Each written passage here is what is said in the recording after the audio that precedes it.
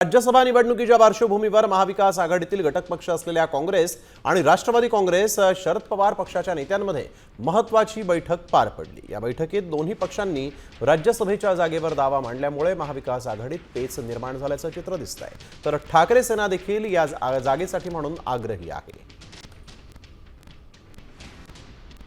एक महत्त्वाचं आहे, जर आपण महाविकास आघाडीचं जर तथ्य पाळलं आणि पाहिलं तर त्याच्यात जास्तीत जास्त ज्यांना सीट्स आहेत त्यांना पहिलं टर्न आलं पाहिजे, तो आमचा आहे।